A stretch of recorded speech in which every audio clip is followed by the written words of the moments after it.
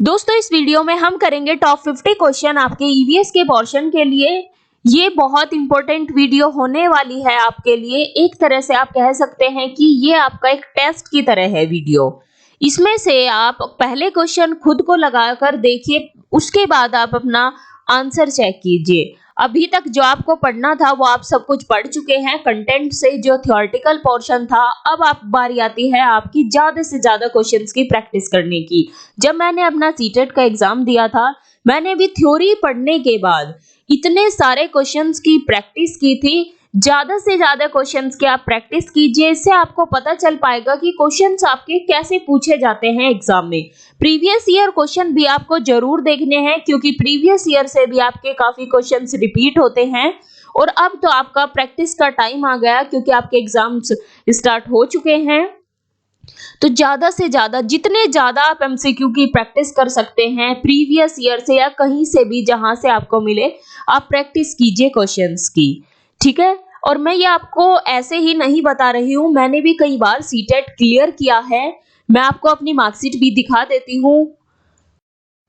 मैंने सीटेट में 127 तक स्कोर किया है। इससे पहले भी मैं कई अच्छे स्कोर कर चुकी हूँ सीटेट में। मैं ऐसे ही आपको नहीं बता रही, मैं खुद पहले एक्सपीरियंस किया है इस चीज को, उसके बाद ही मैं आपको ये चीज शेयर कर रही हूँ। इसीलिए आप ज्यादा से ज्यादा क्वेश्चंस की प्रैक्टिस कीजिए। और स्टार्ट करते हैं हम क्वेश्चंस को।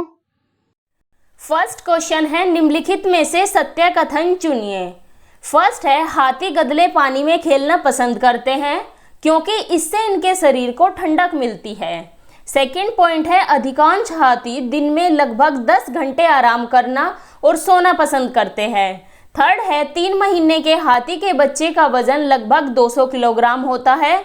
और फोर्थ है, अधिकांश बड़े हाथी एक दिन में लगभग 100 किलोग्राम पत्ते झाड़ियाँ खा लेते हैं। तो यहाँ आपको हाथी के विषय में कुछ फैक्ट्स दिए हुए हैं। इनमें से आपको बताना है कि कौन कौन से फैक्ट्स, कौन कौन से पॉइंट हाथी के विषय में सही है। तो इसका आंसर होगा ऑप्शन सी, यानी कि फर्स्ट, थर्ड और फोर्थ। फर्स्ट में है कि हाथी गदले पानी में खेलना पसंद करते हैं क्योंकि इससे इनके शरीर को ठंडक मिलती है। थर्ड है, 3 महीने के हाथी के बच्चे का वजन 200 किलोग्राम तक होता है। फोर्थ है, अधिकांश बड़े हाथी एक दिन में लगभग 100 किलोग्राम पत्ते और झाड़ियाँ खा लेते हैं। ठीक है, तो इसका आंसर होगा ऑप्शन सी, फर्स्ट, थर्ड और फोर्थ।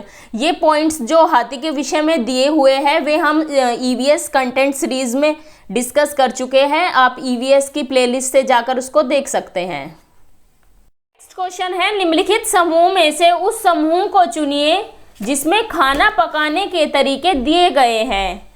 आपके ऑप्शंस है उबालकर, गूंथकर, भूनकर। सेकंड है सेककर, उबालकर, बेलकर।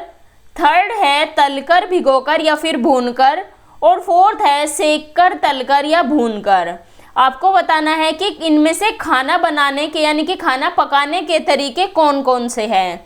तो इसका आंसर होगा ऑप्शन फोर्थ, यानी कि सेककर, तलकर और भूनकर। क्योंकि आपने देखा होगा जो रोटी होती है उसे हम सेकते हैं, आलू जैसी चीज़ों को हम तलते हैं, और मक्का का जो भुट्टा होता है उसे हम भूनते हैं। तो ये 3 तरीके हैं, सेककर, तलकर, भूनकर। ये 3 तरीके हैं खाना पकाने के। नेक्स्ट क्वेश्चन है, निम्नलिखित में से किसकी सुनने की शक्ति इतनी तीक्ष्ण होती है कि वह वायु से पत्तों के हिलने की ध्वनि और घास पर किसी जानवर के चलने की ध्वनि में अंतर कर सकता है। आपके ऑप्शंस है रेशम का कीड़ा, सेकंड है गिद्ध, थर्ड है कुत्ता और फोर्थ है बाघ।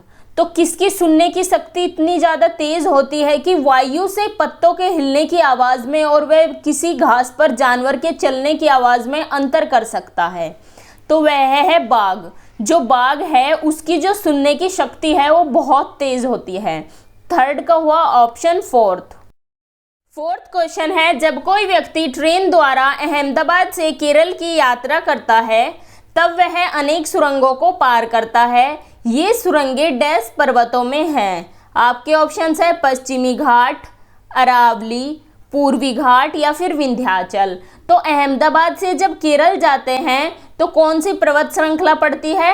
तो इसका आंसर होगा ऑप्शन फर्स्ट, यानी कि पश्चिमी घाट में ये सुरंगें हैं। जब अहमदाबाद से केरल जाते हैं तो इन सुरंगों को पार करते हैं। फिफ्थ क्वेश्चन है रेगिस्तानी ओक के बारे में सही कथन चुनिए। यहाँ पर आपको कुछ पॉइंट दिए हुए हैं रेगिस्तानी ओक के विषय में, आपको बताना है कि इनमें से कौन कौन से पॉइंट सही है। ए पॉइंट है, फर्स्ट है यानी कि यह ऑस्ट्रेलिया में पाया जाता है। बी है, यह एक विशेष प्रकार का पेड़ है जिसकी जड़ें टहनियों से लटकती है। सी है, इस पेड़ की जड़ें जमीन से उस गहराई तक जाती है जब तक कि पानी तक न पहुंच जाए।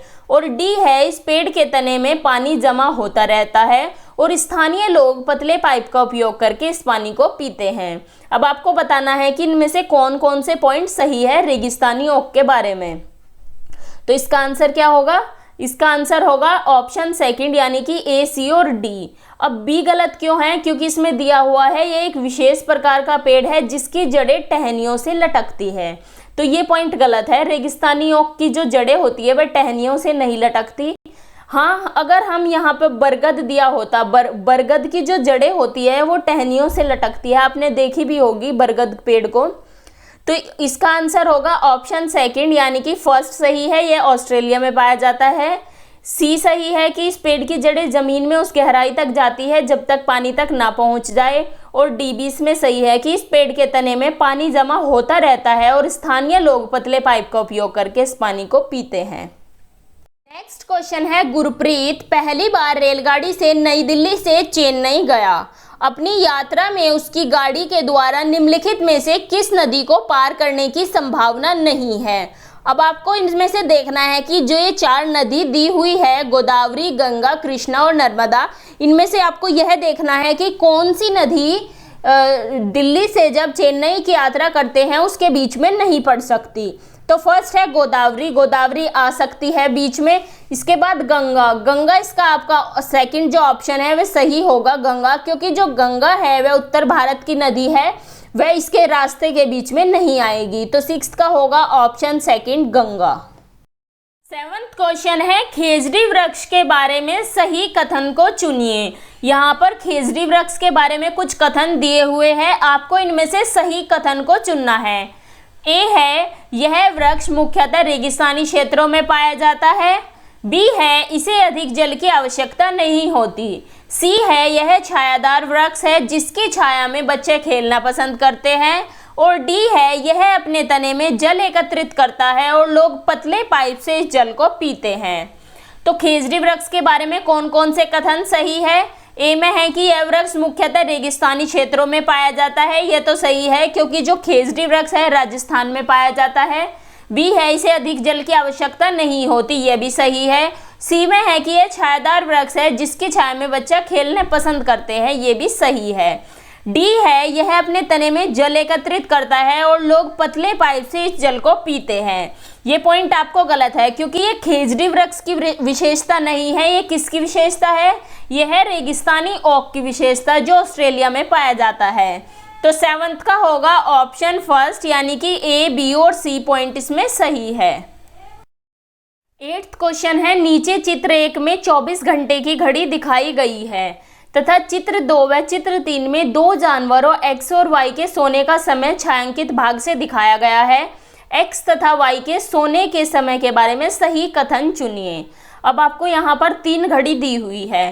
पहली घड़ी में मतलब पहले चित्र में जो घड़ी दी हुई है उसमें 24 घंटे का समय दर्शाया गया है।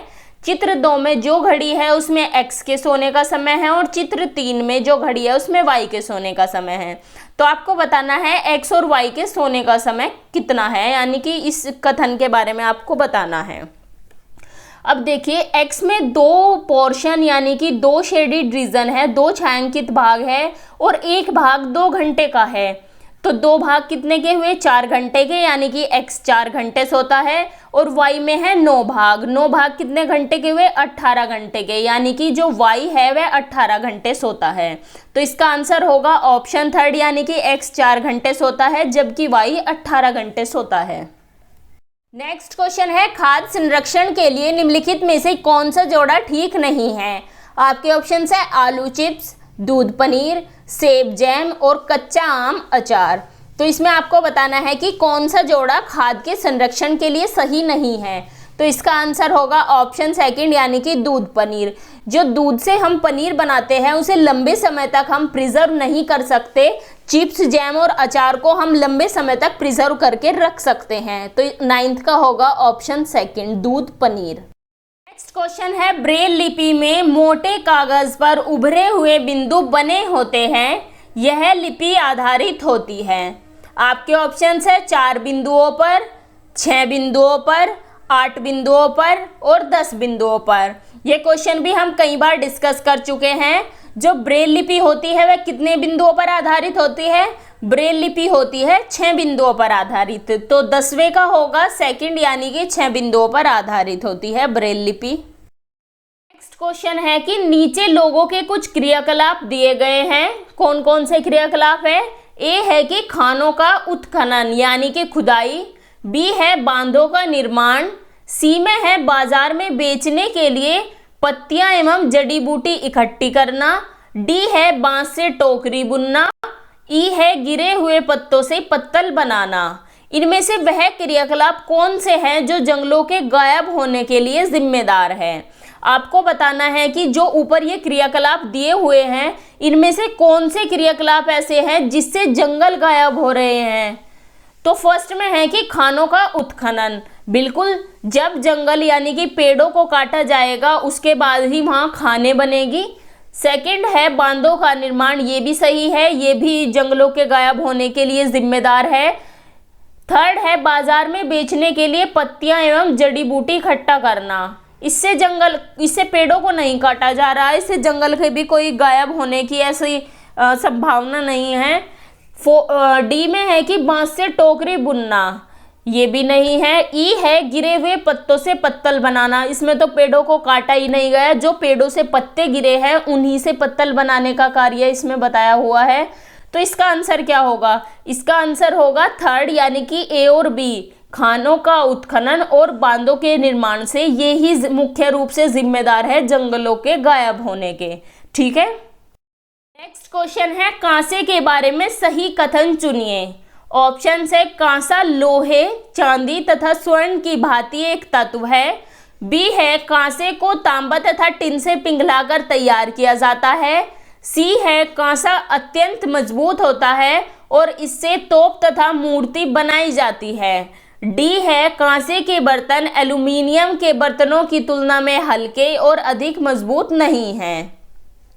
तो आपको कांसे के बारे में बताना है, इसका आंसर क्या होगा? इसका आंसर होगा सेकंड यानी कि बी और सी, यानी कांसे को तांबे तथा टिन से पिघलाकर तैयार किया जाता है, यानी कि कांसा एक मिश्र धातु है तांबे और टिन की। सी में है कांसा अत्यंत मजबूत होता है और इससे तोप तथा मूर्तियां भी बनाई जाती है। ठीक है। नेक्स्ट क्वेश्चन है रेहाना अपने परिवार के साथ केरल जाती है, वहां उसे ऊंचे वृक्ष दिखाई पड़ते हैं जो उसके गृहनगर शिमला के ऊंचे वृक्षों से भिन्न हैं। उसने केरल में कौन से वृक्ष देखे होंगे?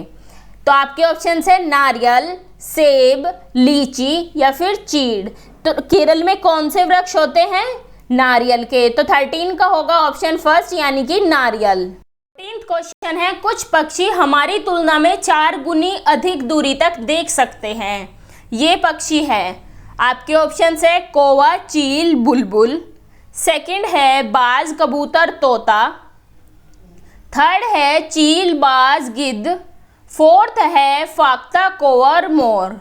तो जो पक्षी हमसे 4 गुना अधिक दूरी तक देख सकते हैं वह पक्षियों का समूह कौन सा है? वे है चील, बाज और गिद्ध। जो चील, बाज और गिद्ध है ये हमसे 4 गुना अधिक दूरी तक चीजों को देख सकते हैं। नेक्स्ट क्वेश्चन है गांधीधाम का रहने वाला कोई व्यक्ति पहले भोपाल यानी कि मध्य प्रदेश और फिर हैदराबाद आंध्र प्रदेश जाना चाहता है, उसके सफर की दिशाएं क्या होगी? ये क्वेश्चन हम ईवीएस के एनसीईआरटी कंटेंट के पार्ट में डिस्कस कर चुके हैं। तो आपके ऑप्शन है पहले पूर्व दिशा में, फिर दक्षिण दिशा में, पहले पश्चिम दिशा में, फिर दक्षिण दिशा में, पहले दक्षिण दिशा में, फिर पश्चिम दिशा में, और फोर्थ है पहले दक्षिण दिशा में फिर पूर्व दिशा में। अब कोई व्यक्ति गांधीधाम से भोपाल जाना चाहता है और उसके बाद हैदराबाद जाना चाहता है, तो उसके सफ़र की दिशाएं पूछी हैं। अब आप मैप में देखिए, कोई व्यक्ति गांधी धाम से चला, वह पहले भोपाल गया, उसके बाद हैदराबाद गया। तो इसकी दिशाएं क्या हुई? सबसे पहले वह पूर्व दिशा में चला यानी कि भोपाल गया, उसके बाद जब वह हैदराबाद गया तो वह दक्षिण दिशा में चला। तो इसका आंसर क्या होगा? इसका आंसर होगा पहले पूर्व दिशा में फिर दक्षिण दिशा में। ठीक है। 16th क्वेश्चन है, निम्नलिखित में से कौन सी बीमारी रुके या इकट्ठा हुए पानी से हो सकती है? आपके ऑप्शंस है मलेरिया, पोलियो, निमोनिया या फिर चेचक। ये हमने एनसीईआरटी सीरीज में डिस्कस किया था। इसका आंसर क्या होगा? इसका आंसर होगा ऑप्शन फर्स्ट यानी कि मलेरिया। नेक्स्ट क्वेश्चन है, निम्नलिखित में से कौन सा जोड़ा ठीक है? आपके ऑप्शंस है असम बिहू, ओडिशा भरतनाट्यम, तमिलनाडु लावणी या फिर कर्नाटक कथक। तो यहाँ पर कुछ नृत्य दिए हुए हैं और राज्य दिए हुए हैं। आपको बताना है कि कौन से राज्य का नृत्य कौन सा है। तो फर्स्ट है असम बिहू, ये सही है क्योंकि असम का जो नृत्य है वह बिहू है। सेकंड है ओडिशा भरतनाट्यम, ये गलत है क्योंकि जो ओडिशा का नृत्य है वह है ओडिसी और भरतनाट्यम नृत्य है तमिलनाडु का। इसके बाद थर्ड है तमिलनाडु लावणी। तमिलनाडु का तो मैं आपको बता चुकी हूँ भरतनाट्यम, और लावणी कहाँ का है? लावणी है महाराष्ट्र का। इसके बाद फोर्थ है कर्नाटक कथक। कर्नाटक का लोक नृत्य कथक नहीं है। कथक कहाँ का लोक नृत्य है? कथक है उत्तर प्रदेश का लोक नृत्य। तो 17 का राइट ऑप्शन होगा ऑप्शन फर्स्ट यानी कि असम बिहू। 18th क्वेश्चन है, एस्किमो अपना घर इग्लू का निर्माण बर्फ से करते हैं, इसका क्या कारण है? आपके ऑप्शंस है बर्फ ठंडी हवा और पानी को अंदर नहीं आने देता। सेकंड है बर्फ की दीवारों के बीच मौजूद हवा अंदर की गर्मी को बाहर जाने से रोकती है। थर्ड है बर्फ मुफ्त में मिलती है, अन्य सामग्री की कीमत अधिक होगी। फोर्थ है ध्रुवीय क्षेत्रों में केवल बर्फ ही उपलब्ध है। आपको बताना है जो एस्किमो होते हैं वह अपना घर इग्लू बर्फ से क्यों बनाते हैं। तो इसका आंसर होगा ऑप्शन सेकंड यानी कि जो बर्फ की दीवारें होती हैं उनके बीच में मौजूद हवा अंदर की गर्मी को बाहर जाने से रोकती है। इसी कारण जो एस्किमो है वह अपने घर इग्लू को बर्फ से बनाते हैं। 19th क्वेश्चन है कि यदि आप रेलगाड़ी द्वारा अहमदाबाद जाते हैं तो आपको रेलवे स्टेशन पर अधिकतर बेचने वाली खाने की कौन सी चीजें बेचते मिलेंगे। आपके ऑप्शंस है ढोकला, चटनी, नींबू वाले चावल। सेकंड है छोले भटूरे तथा लस्सी। थर्ड है इडली चटनी और वड़ा चटनी। फोर्थ है पूरी साग तथा ठंडा दूध। जब आप अहमदाबाद यानी कि गुजरात जाते हैं तो आपको रेलवे स्टेशन पर क्या बेचते हुए दिखाई देंगे? इसका आंसर होगा ऑप्शन फर्स्ट यानी कि ढोकला, चटनी, नींबू वाले चावल। जो ढोकला है वह गुजरात का प्रसिद्ध व्यंजन है। ढोकला गुजरात में बहुत ज़्यादा खाया जाता है। गुजराती लोग ढोकले को बहुत अधिक पसंद करते हैं। तो क्या अहमदाबाद में क्या बेचते मिलेंगे स्टेशन पर? ढोकला, चटनी और नींबू वाले चावल। नेक्स्ट क्वेश्चन है, कोई व्यक्ति 2/1/2015 को मंडगांव से नागरकोइल जाने के लिए रेलगाड़ी में बैठा।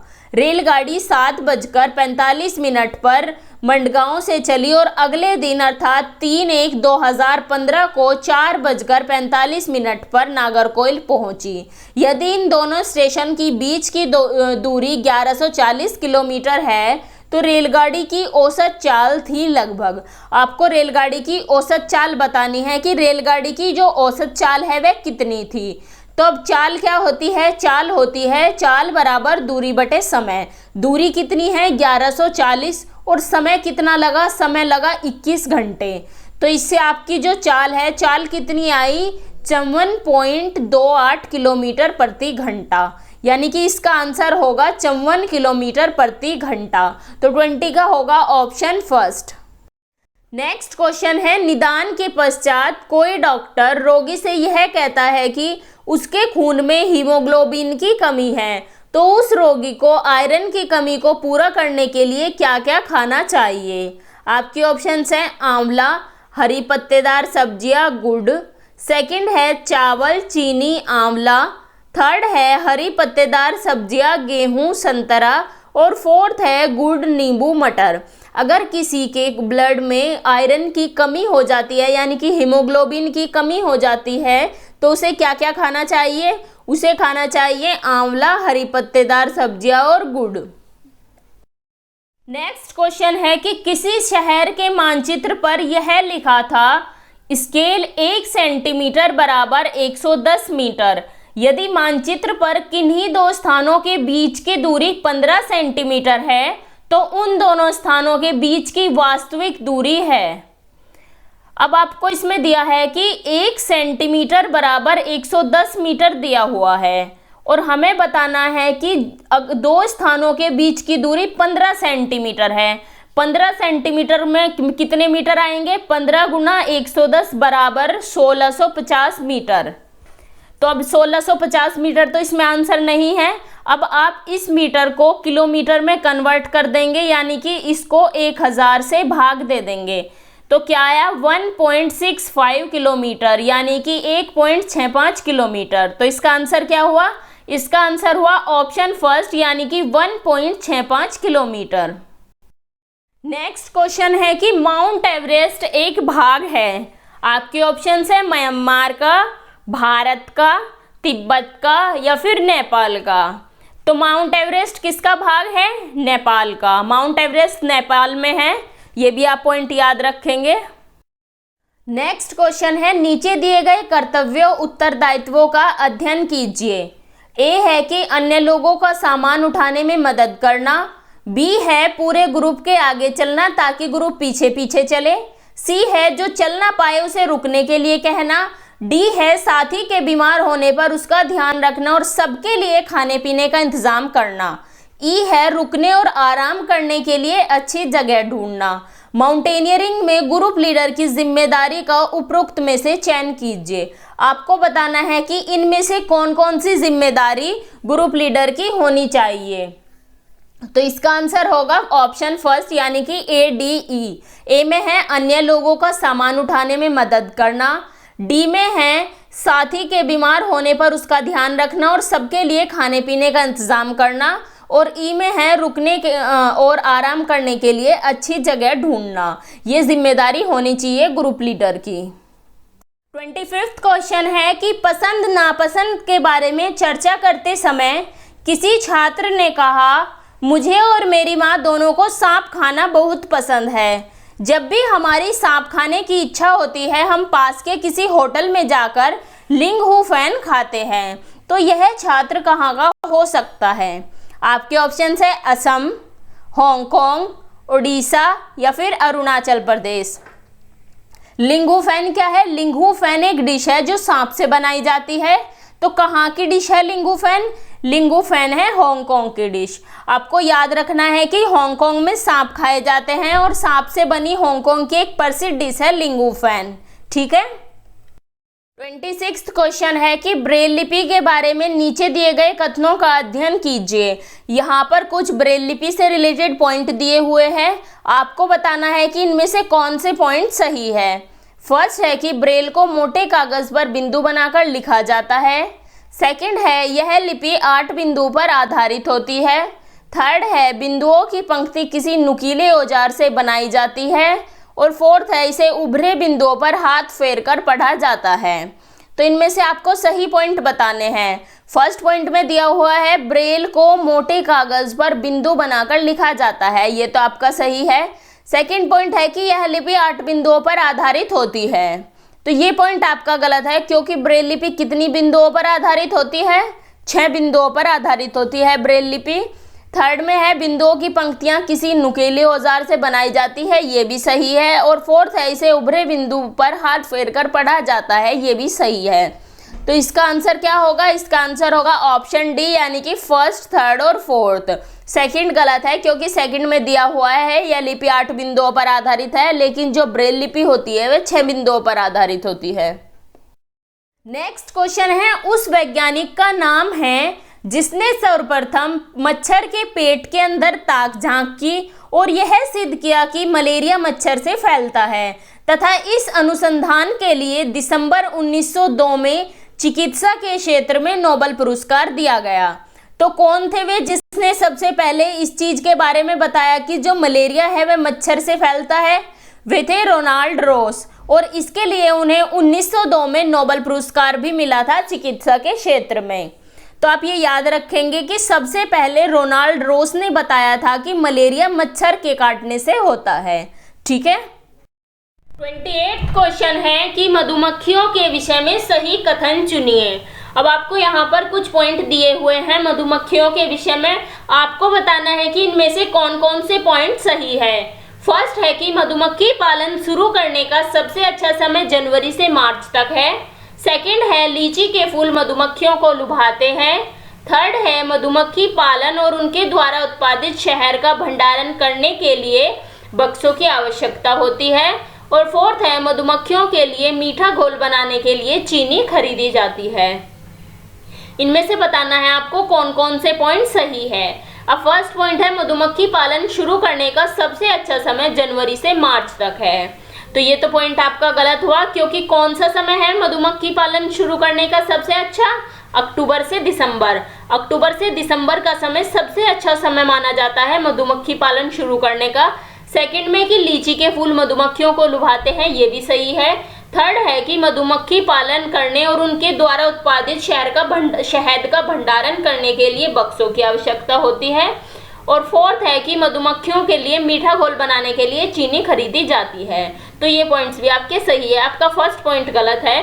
तो 28 का होगा आंसर ऑप्शन सी, यानी कि सेकंड, थर्ड और फोर्थ पॉइंट इसमें सही है। 29th क्वेश्चन है कि कर्णम मलेश्वरी के विषय में नीचे दिए गए कथनों पर विचार कीजिए। फर्स्ट ए पॉइंट दिया हुआ है कि वह अंतर्राष्ट्रीय ख्याति प्राप्त भारोत्तोलक यानी कि वेटलिफ्टर है। बी है वह कर्नाटक की है। सी है उसने अपने नाम बहुत से रिकॉर्ड बनाए हैं, वह 130 किलोग्राम तक भार उठा सकती है।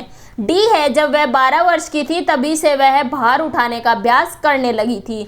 आपको इनमें से बताना है कि कौन कौन से पॉइंट इनमें से कर्णम मलेश्वरी के बारे में सही है।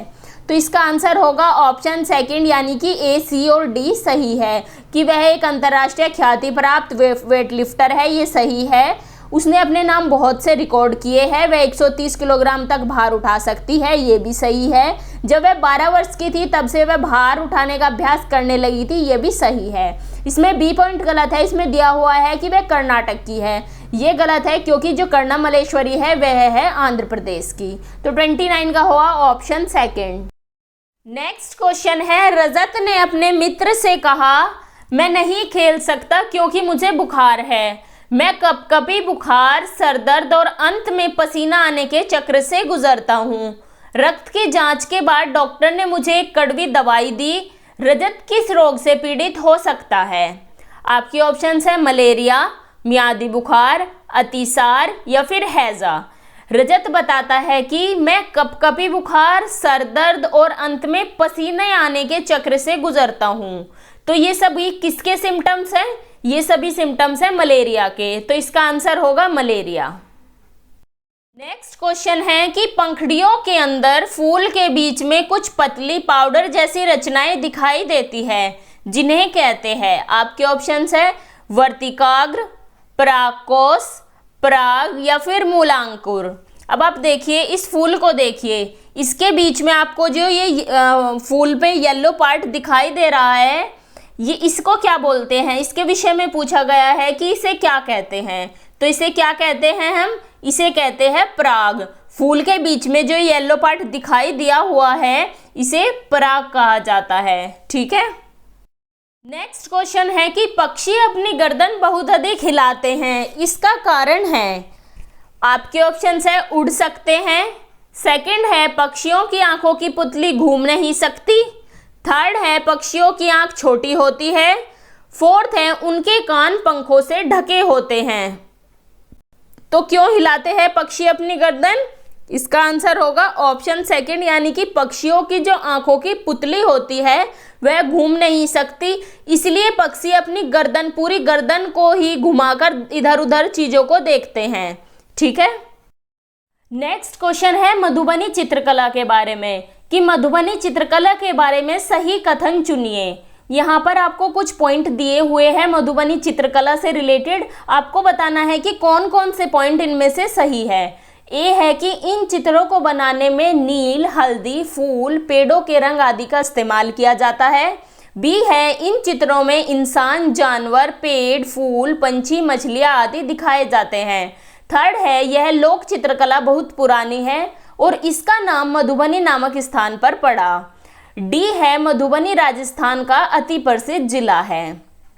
तो इनमें से आपको सही कथन बताने हैं। फर्स्ट है कि इन चित्रों को बनाने में नील, हल्दी, फूल, पेड़ों के रंग का इस्तेमाल किया जाता है। ये सही है क्योंकि नेचुरल कलर से ही मधुबनी पेंटिंग्स बनाई जाती है। बी है इन चित्रों में इंसान, जानवर, पेड़, फूल, पंछी, मछलियाँ आदि बनाए जाते हैं। ये भी सही है। सी है यह लोक चित्रकला बहुत पुरानी है और इसका नाम मधुबनी नामक स्थान पर पड़ा। यह भी सही है क्योंकि मधुबनी नाम का एक जिला है, उसी के नाम पर यह मधुबनी नाम पड़ा इस पेंटिंग का। डी है मधुबनी राजस्थान का अति प्रसिद्ध जिला है। ये पॉइंट गलत है क्योंकि मधुबनी राजस्थान का जिला नहीं, मधुबनी बिहार का जिला है। ठीक है, तो इसका आंसर होगा ऑप्शन 4 यानी कि ए, बी और सी पॉइंट इसमें राइट है। ठीक है, नेक्स्ट क्वेश्चन है कि कोई पक्षी पेड़ की ऊंची डाल पर अपना घोंसला बनाता है, वह पक्षी हो सकता है। आपके ऑप्शन है शक्करखोरा, कलचिड़ी, कौवा या फिर फाख्ता। तो कौन सा पक्षी पेड़ की ऊंची डाल पर अपना घोंसला बनाता है? इसका आंसर होगा कौवा। ये फैक्ट भी हम एनसीईआरटी सीरीज में डिस्कस कर चुके हैं। यहाँ एक और पॉइंट बता देती हूँ मैं आपको कि जो कोयल होती है, कोयल अपना घोंसला नहीं बनाती, वह अपने अंडे कौवे के घोंसले में ही देती है। ठीक है, ये भी आपको याद रखना है। नेक्स्ट क्वेश्चन है पोचमपल्ली एक गांव है। यह गांव एक विशेष प्रकार के कपड़े की बुनाई के लिए प्रसिद्ध है और इसे भी पोचमपल्ली ही कहते हैं। यह गांव निम्नलिखित में से किसका भाग है? तो आपको बताना है जो पोचमपल्ली गांव है वह किस राज्य में पड़ता है, किस राज्य का गांव है पोचमपल्ली। और पोचमपल्ली अपनी एक खास तरह की बुनाई के लिए प्रसिद्ध है, जिसे हम पोचमपल्ली ही कहते हैं। तो पोचमपल्ली कौन से राज्य का गांव है? पोचमपल्ली है आंध्र प्रदेश में। ठीक है, नेक्स्ट क्वेश्चन है अबू धाबी के विषय में सही कथन चुनिए। फर्स्ट पॉइंट है कि यह रेगिस्तानी इलाके में है। सेकंड है अबू धाबी में पानी पेट्रोल से महंगा है।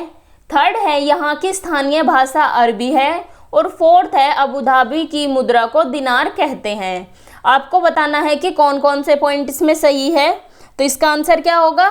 इसका आंसर होगा ऑप्शन 4 यानी कि ए, बी और सी। ए यानी कि यह रेगिस्तानी इलाकों में है, ये सही है। अबू धाबी में पानी पेट्रोल से महंगा है, ये भी सही है। और अबू धाबी की जो भाषा है, स्थानीय भाषा, वह अरबी है, ये भी सही है। अब डी पॉइंट में है अबू धाबी की मुद्रा को दिनार कहते हैं। ये पॉइंट गलत है क्योंकि अबू धाबी की जो मुद्रा है उसे दिरहम कहते हैं, दिनार नहीं दिरहम बोलते हैं। यहाँ आप दिनार और दिरहम में कंफ्यूज मत होना, अबू धाबी की मुद्रा दिरहम है। ठीक है, नेक्स्ट क्वेश्चन है कि कुछ जानवर रात में जागते हैं। ये जानवर हर चीज को जिन रंगों में देखते हैं वे है। आपके ऑप्शन है बैंगनी और नीला, सेकंड है हरा और पीला, थर्ड है काला और सफेद, फोर्थ है लाल और संतरी। अब आपको बताना है कि जो जानवर रात में जागते हैं वे हर चीज को किन रंगों में देखते हैं। तो इसका आंसर क्या होगा? इसका आंसर होगा ऑप्शन 3 यानी कि काली और सफेद। जो जानवर रात को जागते हैं उन्हें हर चीज काली और सफेद ही नजर आती है। नेक्स्ट क्वेश्चन है कि मृत सागर क्या है? आपके ऑप्शंस है ऐसा सागर जिसका पानी जहरीला होता है, सेकंड है ऐसा सागर जो सभी महासागरों व सागरों से ज्यादा नमकीन है, थर्ड है ऐसा सागर जिसमें ज्वार भाटे बहुत तीव्र गति से आते हैं, फोर्थ है ऐसा सागर जिसमें जहाज चलाना खतरनाक होता है।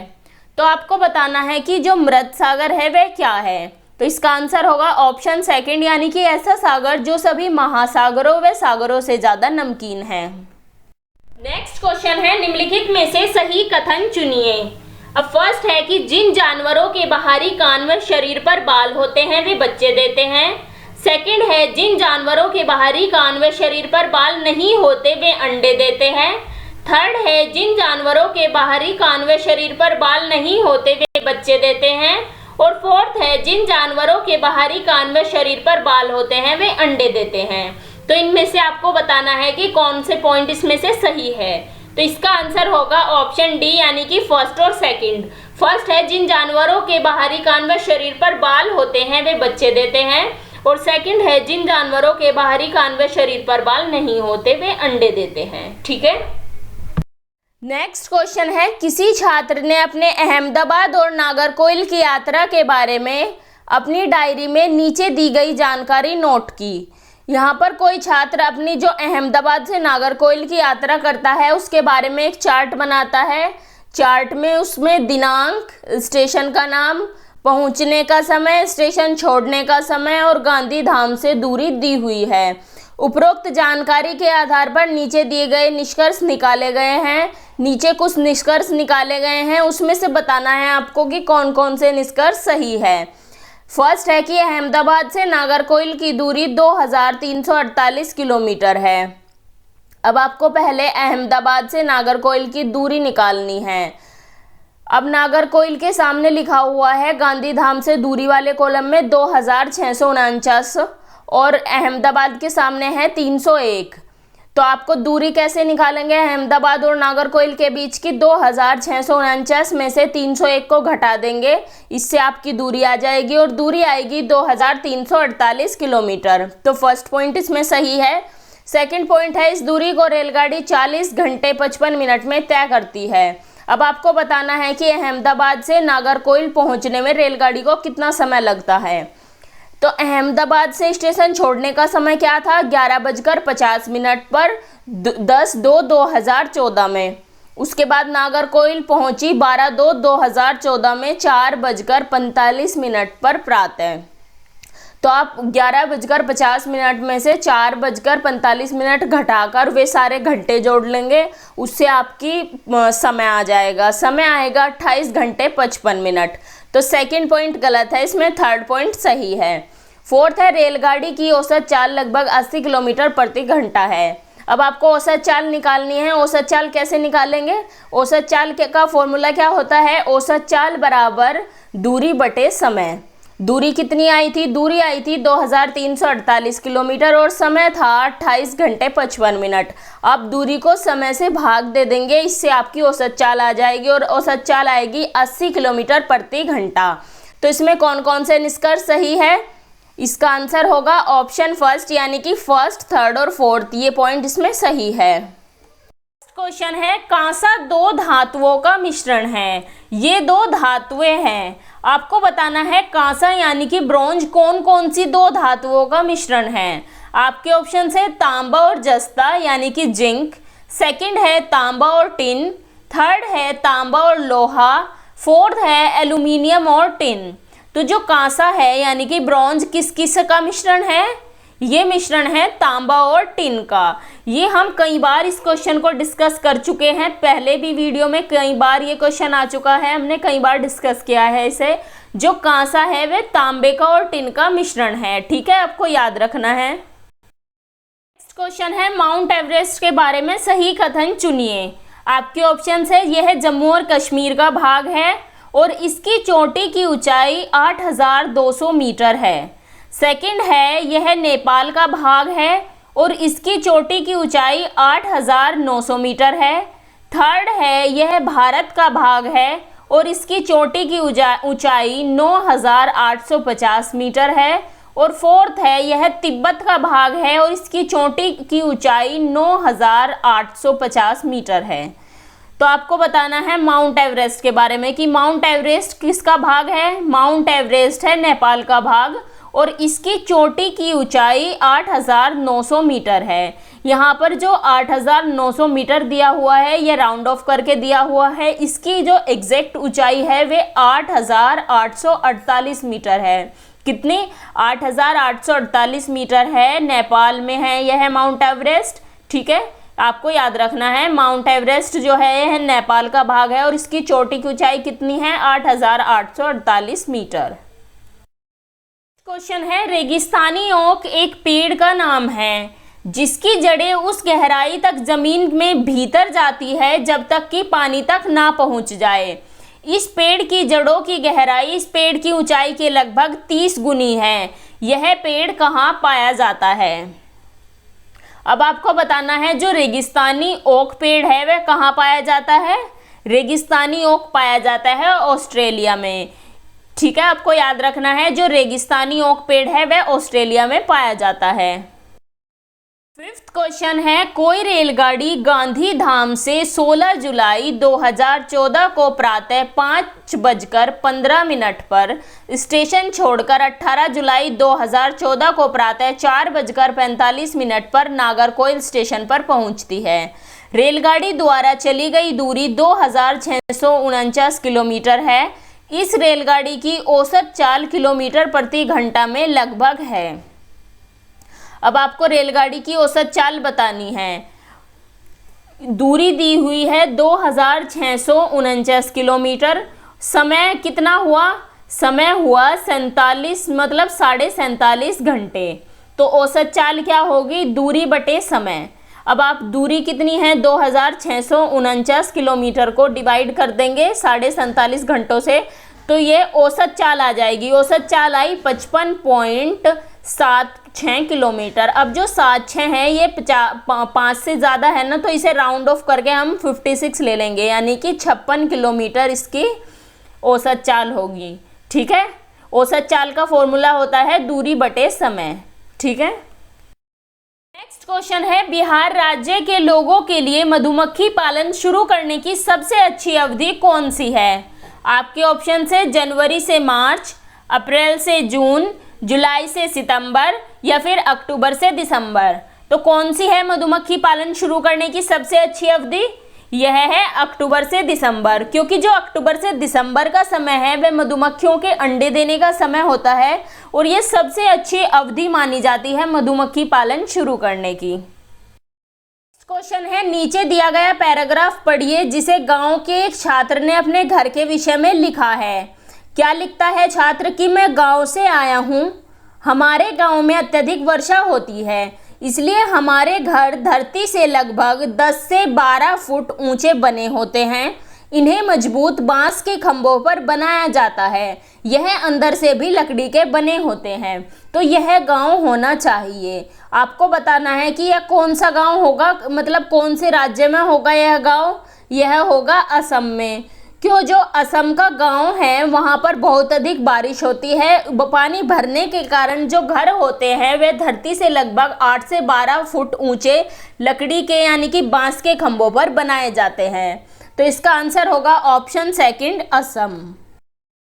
नेक्स्ट क्वेश्चन है, निम्नलिखित पक्षियों में से कौन काफी हद तक अपनी गर्दन को पीछे तक घुमा सकता है। आपके ऑप्शंस है मैना, उल्लू, कौवा या फिर कोयल। तो कौन सा ऐसा पक्षी है जो अपनी गर्दन को काफी हद तक पीछे तक घुमा सकता है, वह है उल्लू। यहाँ आपको मैना और उल्लू में कंफ्यूज नहीं होना। जो मैना है वह अपनी गर्दन झटके से आगे पीछे करती है, लेकिन जो उल्लू है वह अपनी गर्दन को पीछे तक घुमा सकता है। तो इसका आंसर होगा उल्लू।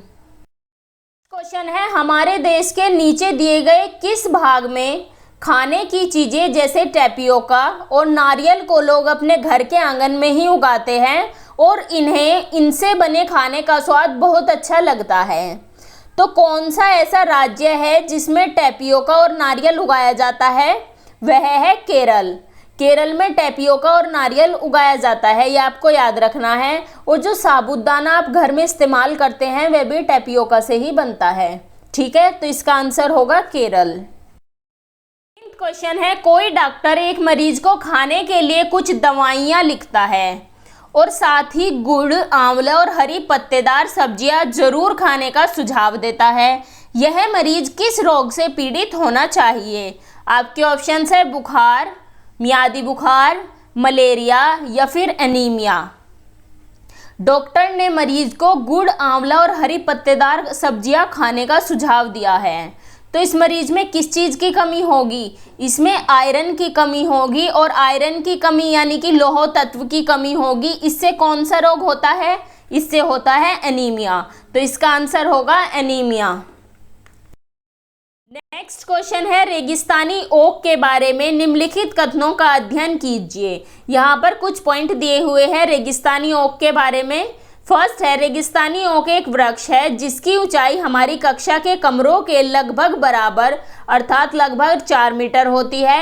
सेकंड है इस वृक्ष की जड़ें नीचे वृक्ष की ऊंचाई की लगभग 30 गुनी गहराई तक जमीन में भीतर जाती है जब तक कि पानी तक न पहुंच जाए। थर्ड है इस वृक्ष के तने में पानी एकत्रित होता रहता है। और फोर्थ है यह वृक्ष अबू धाबी में पाया जाता है। आपको इन पॉइंट में से बताना है कि इनमें से कौन कौन से पॉइंट सही है। तो इसका आंसर होगा ऑप्शन डी यानी कि फर्स्ट, सेकंड और थर्ड। फर्स्ट पॉइंट इसमें सही है कि जो रेगिस्तानी ओक है उसकी ऊंचाई हमारी कक्षा के कमरों के लगभग बराबर यानी कि अर्थात 4 मीटर होती है। सेकंड भी सही है कि इस वृक्ष की जो जड़ें होती है वृक्ष की ऊंचाई के लगभग 30 गुनी गहराई तक जमीन में भीतर तक जाती है जब तक वह पानी तक न पहुंच जाए। थर्ड भी सही है कि इस वृक्ष के तने में पानी एकत्रित होता रहता है। लेकिन इसमें फोर्थ गलत है कि यह अबू धाबी में पाया जाता है, क्योंकि जो रेगिस्तानी ओक है वह अबू धाबी में नहीं ऑस्ट्रेलिया में पाया जाता है। तो ये सभी पॉइंट आप इससे याद रखेंगे। तो ये थे आपके 50 क्वेश्चन, एक टेस्ट की तरह था ये। आप हमें कमेंट करके जरूर बताइएगा कि आप इसमें से कितने क्वेश्चन अपने आप से कर पाए हैं, कितना इसमें आपका स्कोर रहा है। और अगर आपको सीटेट के लिए नोट्स चाहिए वो भी हमारे टेलीग्राम चैनल पर उपलब्ध है। टेलीग्राम चैनल का लिंक मैं आपको डिस्क्रिप्शन बॉक्स में दे दूंगी, आप वहां से जाकर नोट्स देख सकते हैं। सीटेट की जो मैराथन क्लास है ईवीएस की वो आप जरूर देखिएगा, उसमें से आपको बहुत सारे क्वेश्चंस आपके एग्जाम में मिलेंगे। जो 15 मार्क्स का कंटेंट है 15 में से आप ये लगा लीजिए कि 12-13 क्वेश्चन तो आपको डेफिनेटली मिल जाएंगे उसमें से। जब मैंने अपना सीटेट दिया था तो मैंने केवल इन्हीं नोट्स को पढ़ा था, यही नोट्स मैंने प्रिपेयर किए थे। तो अगर आपको वीडियो अच्छी लगती है तो इसे अपने फ्रेंड्स के साथ शेयर कीजिए, वीडियो को लाइक कीजिए और अगर कोई आपका डाउट आता है वो भी आप कमेंट करके हमसे पूछ सकते हैं। तो एक रिक्वेस्ट है आपसे कि आप वीडियो को ज़्यादा से ज़्यादा शेयर कीजिए, क्योंकि आपके लिए वीडियो बनाने में बहुत मेहनत लगती है और उतना आपका रेस्पॉन्स हमें नहीं मिल रहा है।